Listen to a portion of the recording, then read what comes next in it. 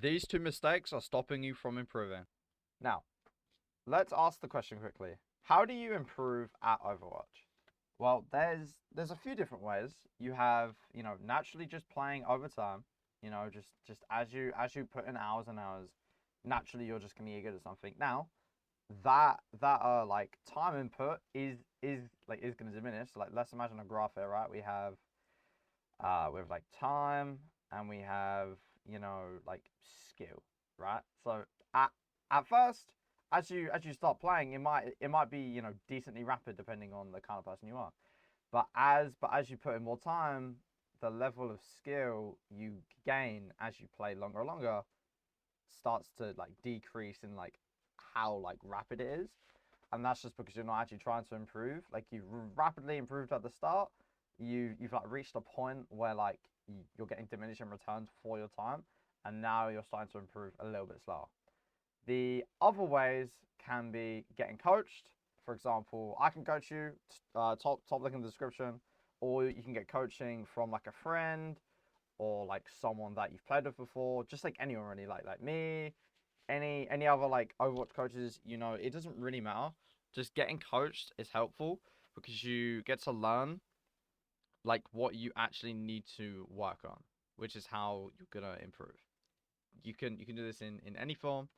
You can watch videos and implement. For example, you are watching this video on YouTube. So right now you are doing this, right? But you can do this with any video, any character. You can just go on YouTube, search up Genji guide, because I want to get good at Genji, and then you watch the Genji guide, and then you implement the stuff that they tell you in the Genji guide, and then you kind of improve a little bit. And finally, but not like, these aren't the only ways to improve. Like, this is just like the main ways. And finally, we have self-reviewing. This is very simple. It's in the name. Yourself is going to review your games. That's it.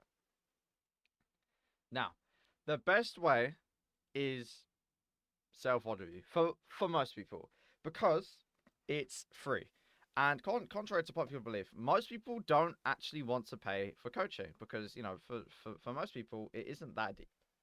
They just want to be good at the game. They don't want to put in like money or that much effort into getting good at it, but they still want to be good at it, and that's fun. It's very effective because VOD reviews, like, like you're literally watching your own gameplay. Like, I'm sure you can understand why that's good. When you watch your own gameplay, you get to see everything you do, everything that is good and bad. So you can look at the good things you do, try and do more of that, and then you can look at the bad things that you do and trying to do less of those, which is majorly how you improve. They don't have to take VOD reviewing itself doesn't have to take that long. It could take like an hour, maybe 2 hours per week, or even like 2-3 weeks. Like, it doesn't have to take very long. It really is not a very long process. It's just that it's kind of hard when you start it because you don't know what you're doing. But once you do know how to do it, it isn't actually that difficult. But Kai, how do I in front of you? Shut the fuck up. Shut the fuck up. I'm gonna tell you how, okay? First, I have a video on my channel already. It's called How to Self Review. This is the thumbnail. And it's gonna be the second link in the description. It's kind of old, and I think it's slightly outdated, to be honest. And I might remake this soon. But basically, I just go over how to self review yourself, and I think it's pretty good. Secondly, I can teach you in detail in my program. I actually already have a self-review video in there because someone asked me to make it in my program. And, you get a bunch of cool stuff in there. Like, I can personally teach you how to get good at the game, and I can give you feedback on your gameplay. You get a bunch of stuff in there. There's like guides, hero guides. Yeah, I'll stop. And thirdly, I'm going to briefly teach you right now for free because I'm a kind and generous human being. You're welcome. Also, number 4, like learning how to self review. There is like other channels that you can do. We have Spylo. That's like the biggest person that I've seen who teaches how to self review.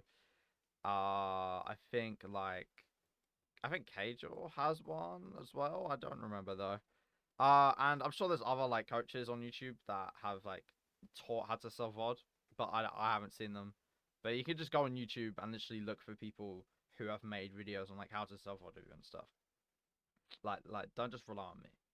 Well, no, please do just rely on me. But you know, I don't want to tell you to do anything you don't want to do. Anyway, we have two kinds of VOD review. Now, I'm gonna be honest. If Sparlo or any Sparlo viewers ever watch this video, I have ripped this straight from his video, but I want to kind of explain it a little further because I think his way of explaining how to sell VOD review is really good, and I want to spread the word. So, we have two kinds of VOD review. We have the diagnosis and we have the checkup.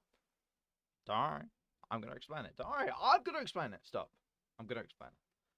The diagnosis VOD review is a VOD we do when we don't know what to work on actively. So like we're just kind of playing the game, but we don't have anything specific to work on. We don't really know what to look for, you know, like we're just you know, we just don't know anything because we're just fucking idiots. I'm sorry, that was rude. Like we're just idiots. We don't know what to work on. Usually the like these VODs are gonna be a more thorough game review. So like you're not just looking at individual pieces in the game. Typically, you know, you're gonna look at every single fight in the game, and then that's gonna end up being usually anywhere from like a 20 to a 30-minute thing. Usually, because like think about it, most Overwatch games are let's just say like a 12-minute average, right? Just on average, most Overwatch games are around, you know, maybe 12 to maybe like 16 minutes. And then when you go into the VOD, obviously you have to go look at stuff, pause the replay, kind of figure out what went wrong, what you did that was bad, and maybe try and theory craft what you could have done to change the outcome of a certain thing. And that's, you know, that's like a one, you know, plus plus 1 minute, plus 2 minutes, and then you'll end up doubling the actual length of the VOD because you're going through it. And because they're so thorough, you'll generally do them less often, maybe like once or twice a month, just so you can get in here. And number 4, find something to practice, find something to work on, because like, that's the whole point of these diagnoses, and that's why you don't do them very often. Because when you feel clueless, you know, you feel clueless, so you're like, okay, let me do a quick diagnosis, right? So you do the VOD. And then, you know, 30 minutes later, you now have a purpose in the game to work on. You now have something to work on, and then you work on that until you feel like you've done good, and then it loops back into being clueless because you've worked on this thing, you've kind of ranked up, improved whatever, right?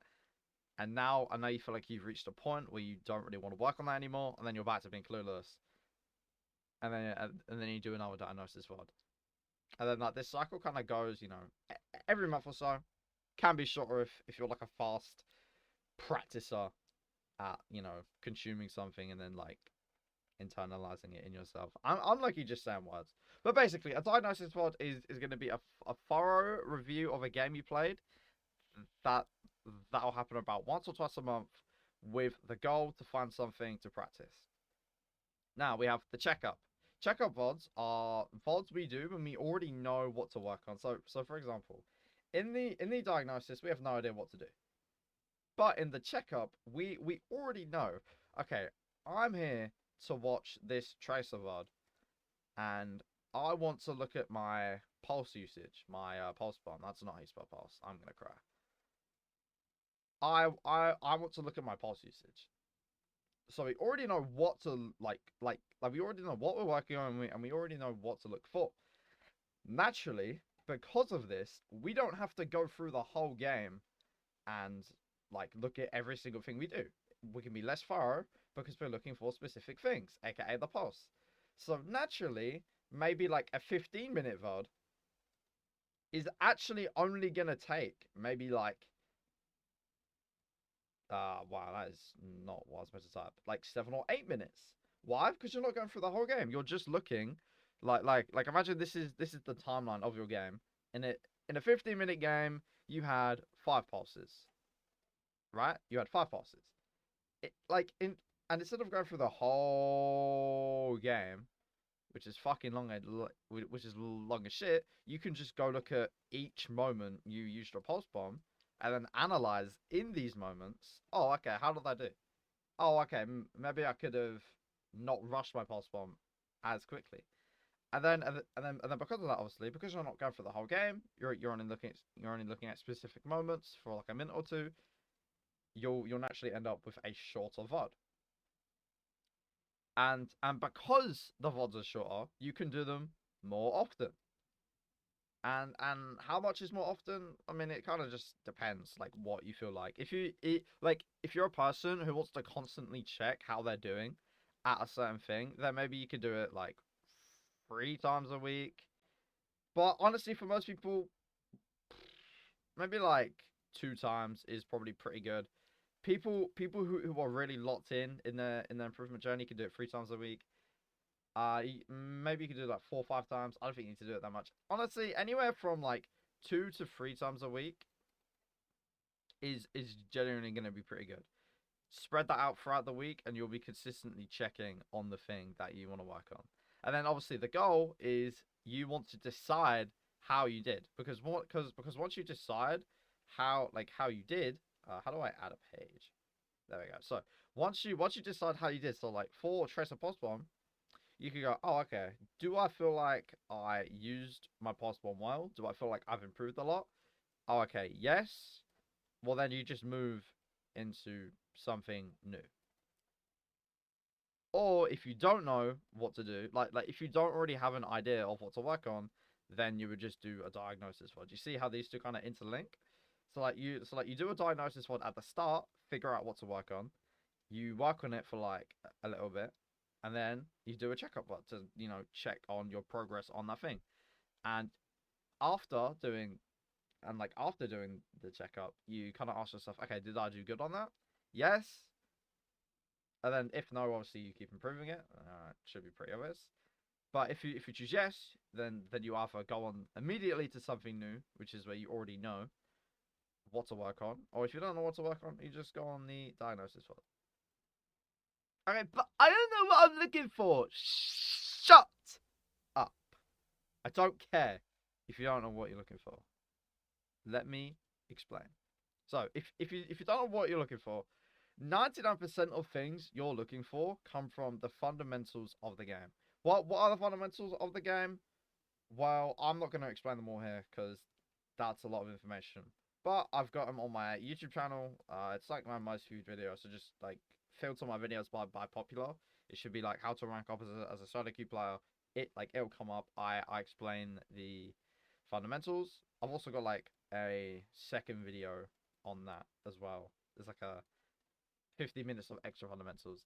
So you can either watch that, you can either watch like other people explain the fundamentals, or you can join my program where I have a full fundamentals course where I literally explain every single fundamental in detail, how to use them, how to improve them, and like that's it. I literally teach you like the autistic details of these fundamentals and how to implement them in your game. But you can just use my YouTube video up here and you'll learn them just fine. If you don't know what you're looking for, you have to find out the fundamentals. You have to learn the fundamentals because literally most things come from the fundamentals. And then once you've understood the fundamentals, start focusing on one thing at a time. You'll find something, right? So literally go into any code, F68 TV, whatever the fuck your code is, right? Go into this code and pick any of the fundamentals. Okay, so I'm gonna go target priority, and I'm playing Ash, right? And then you literally just, I don't know how to spell. I'm sorry. And then you literally just watch that VOD, only thinking about target priority. Eventually, you'll find like an anomaly. Like maybe you find that you shoot the tank too much, and you miss out on shooting squishies that you could kill.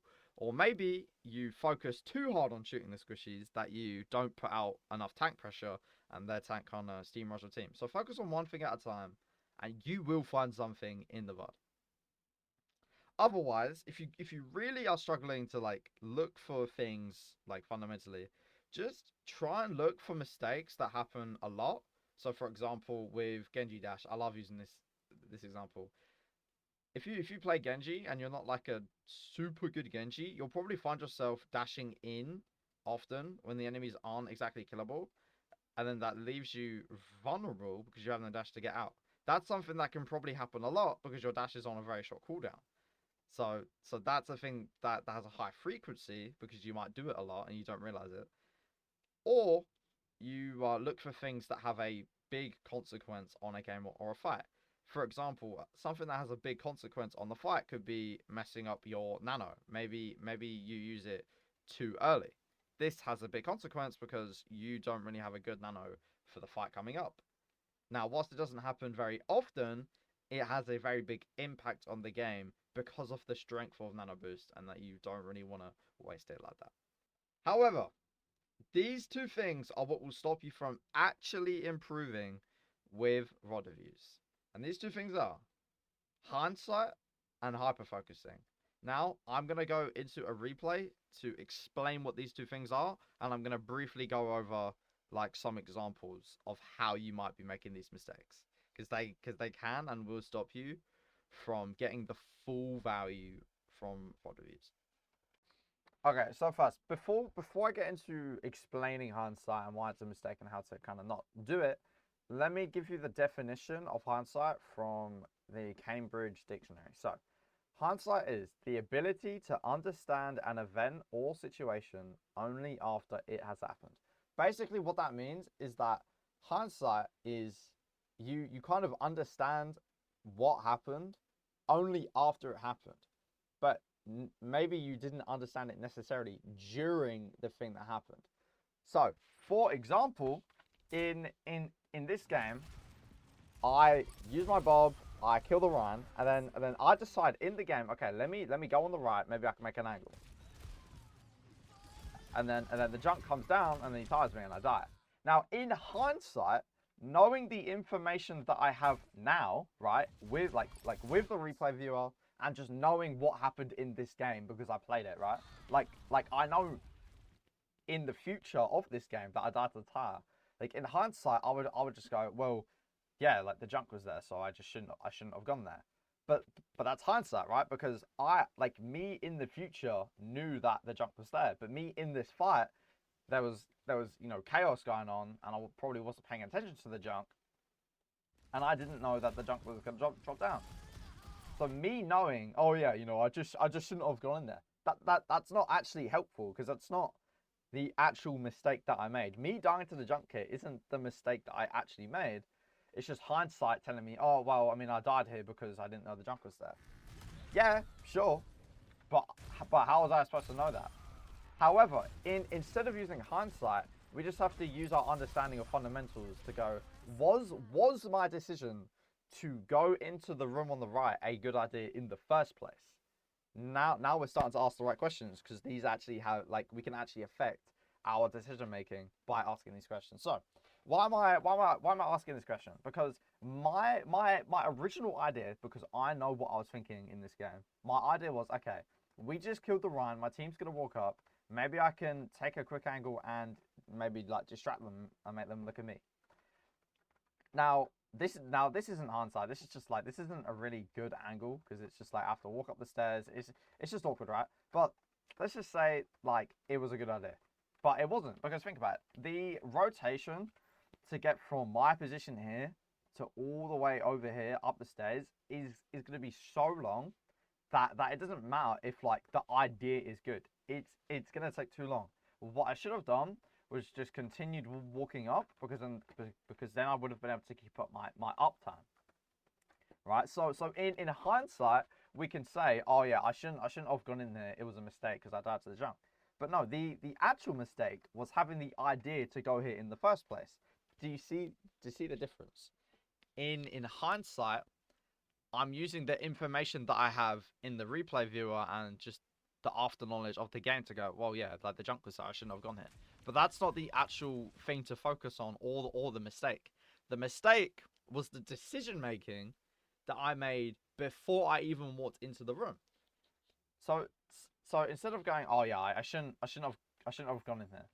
I should go, okay, why shouldn't I have gone in there? Well, because even if I did make it round and the junk wasn't there, the rotation all the way over here is going to be so long, and it's kind of a dangerous position to be in anyway, to where I'm just missing out on uptime. And like, if I'm not here shooting the Zara or something, then my team might die because I'm not putting up pressure. So instead, I should have taken a shorter rotation and just walked up a little bit and shot the Zara so she walked back, so that my Sigma can walk forward. You see how, like, thinking about my decision making and how I could have made a better choice is better than just going, well, I shouldn't have walked in this room because the junk was there.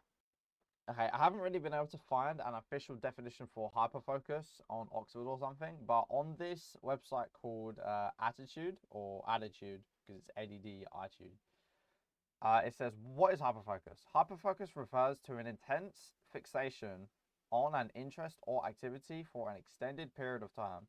People who experience hyperfocus often become so engrossed that they block out the world around them. Now, this is more for ADHD, you know, like the website is based on ADHD, but we can apply this to Overwatch. So, a common thing people do when they are VOD viewing is that they look for their, like, number of deaths that they have in the game. Okay, that's just a really bad example. I need a game where, like, I died a lot. Maybe Havana? 5 deaths. I mean, I'm just so good. I've just won all my games lately. 5. Okay, I need a game where like, I've got a lot of deaths, please. Sakura, maybe? Nope, I had 2 deaths. Like, what? Hollywood? Yeah, this will work. Okay, so a common thing that people will do when they VOD review is they'll look for their deaths. And this isn't a horrible thing, right? Like it's not horrible to go, oh yeah, let me go look at all my deaths, because naturally, like, the thought process is, okay, if I can look at my deaths, I can go, oh yeah, this is why I died. I shouldn't have done that. But this can kind of lead to, like, misunderstanding, like, what you actually need to look for. So, like, some deaths have, like, good value to look at. So, like, for example, me peeking this widow twice was stupid. So, like, sure. Oh, okay, I died here. Okay, why did I die? Oh, because I repeat the widow. Okay, cool. You know, like, the simple improvement is just, like, don't repeat the widow. Okay, cool. Let's go look at another death. Oh, okay, I'm dead to the Kiriko. Okay, so I probably should have just maybe, like, used cover a bit better here. But that's kind of stupid, because sure, I can look at this right now reason for, like, why I'm dead, but that's me hyper focusing on a specific thing. But if we look outwards a little bit, you know, if we look outside this 1v1, well, you might see that, you know, my whole team was basically dead. My Sigma and my Reaper died, and they had Rush, and they had, you know, Juno. So naturally, we are just gonna lose the fight. Me dying isn't necessarily a consequence of me making a mistake. It was just, oh, they used a lot of ults. You know, they walked forward and they just ended up killing our team. Like, sure, me dying, like, in the micro sense, could be like, oh, I should have just, like, backed up sooner, or I should have, you know, used cover better. But if I backed up, like, way sooner, okay, let's assume that I just know I should back up sooner because they're gonna use ults. Well, then I'm gonna miss out on this nade right here that got 2. Now, did this nade necessarily do anything? No. But I think me hitting that nade and then dying later is better than me backing up, because it's like I'm scared of them starting a fight with ults, and they're not hitting the nade. Because me hitting that nade is a sign of me being aggressive. I'm actually thinking, okay, how can I put on pressure onto the enemy team? So me telling myself, oh yeah, I shouldn't have gone for that play, where I threw the nade onto the enemies, and I should have just backed up, is a bit silly. Because in that scenario, it doesn't really matter, because, like, we were going to lose the fight anyway. So I may as well try and get practice in using my cooldowns more aggressively to get more value. Okay, let me look for another example of hyperfocus. Oh, okay, so I died to the Widow, so okay, how do I avoid dying here? I probably should have just maybe just not come up here in the first place. But that's like, I mean, it's just kind of silly to assume. Okay, so it's like, instead of hyper-focusing on that moment, let's go back and see what actually happened and see my decision-making that led me to getting into that situation. Okay, so I'm shooting the Maga here. Okay, cool. And my teammate just put walls, so I can see them. Oh no, they put. Okay, yeah. So they put walls. So I'm just kind of waiting. Okay, I mean, this is fine. Okay, so why do I go up here? Well, because I know there's an Ash up here. I see the rest of my team here, so I'm like, oh, okay, I need to create an angle. That's actually quite smart from me. Okay. So I go up, charge up my right click. I flank the Ash, and then I dash the Widow. So there you could say, well, I just shouldn't have gone up there. But I actually think no. I think that was actually a good play for me to go up there, because I actually got a kill and I'm forcing people to look at me.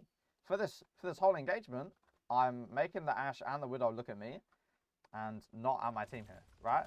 Ash is looking at me, the Widow is looking at me, which kind of gives my team space to look at like a different place.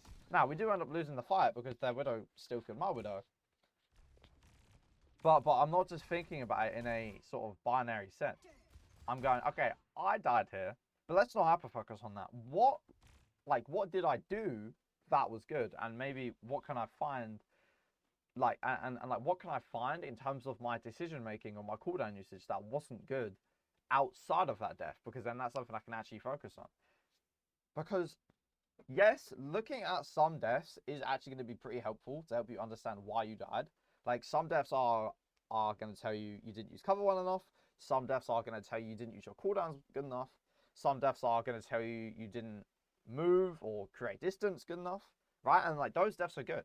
But you have to be careful on hyper-focusing on a specific thing, because the outcome and the answer you get from that might not actually be the correct thing. Because sure, you know, it was bad I died here, but I still got a kill and I still tried making a play. And yeah, we lost the fight, but I'd rather lose a fight whilst making some sort of play than win a fight without making a play. Okay, let's keep going through these deaths. So like here, you know, you can see I've got a big string of deaths. So here I've probably made some sort of mistake. Okay, how did I die here? So I died to the Malga, he came up, and I burst to death. Okay. What led me to dying here? So I'm just playing here. Alright, so okay, yeah, so like this death is actually good to look at because it shows me I didn't respect the distance. So I heard Malga running across, and I didn't respect him coming up the elevator, and I died. Okay, that's a good like understanding of how I died here. Okay, how did I die here? Well, like here specifically. Oh well, I mean, I just walked too close to the cast. But how did that actually happen? Let's not hyper focus on the little moment of me dying. Let's see what led up to that death. Maybe what mistake I made, and then I can understand what happened. So I'm walking. I'm trying to get to the high ground. I'm shooting Juno. And yeah, okay. So sure, the reason why I'm dead is because I walked too close to the cast and I just didn't shoot back. But why did I walk too close to the cast in the first place? Well, I mean, we could see I'm just looking around like a bot. I didn't check my surroundings. I didn't know he was even in that room because I didn't check. And then I die. So the mistake isn't, oh yeah, just don't close the distance on cast, bro, because he's a close range hero. No, that's fucking retarded. The mistake is, no, I just need to like use my mouse to look around so that my eyeballs can actually see someone, right? So I'm not hyper focusing on the specific moment of the mistake I made. I'm looking at the decisions that I made leading up to that moment, which is actually going to help me from like not making that mistake again. So okay, let's look at these last 3 deaths. Although this death probably doesn't mean anything because it's literally the last second of the game. So So here, I died to the widow. And right now you could say, well, yeah, I'm in open space. Maybe I could have played a little closer to this cover, or maybe I could have played over here. Okay, cool. Yeah, that is pretty valid. But what led me to being into open space in the first place here? Like what actually happens just in this whole period? So I'm shooting, doing damage. I'm charging my right clicks. I see Malgo. I shoot him. He gets close to me. I pop trans, and then we kill him. Okay, but that's a great play. But what actually happened to me leading up to this moment? Oh, okay. So the mistake was, okay, I'm in open space, but because I'm in this position, I was able to kill the cast, and whilst it wasn't a great, this is like a great position to be in. How did I end up getting that? Well, I used my transcendence, and then when I finished it, I ended up in open space. So that's the mistake. The mistake isn't just me being in open space, because yes, like that is true. It's not very helpful if you don't have like the context of how I actually ended up here. So the context of how I ended up here is that I misused the end of my transcendence, which you should be using to reach some sort of cover so that you're not in danger.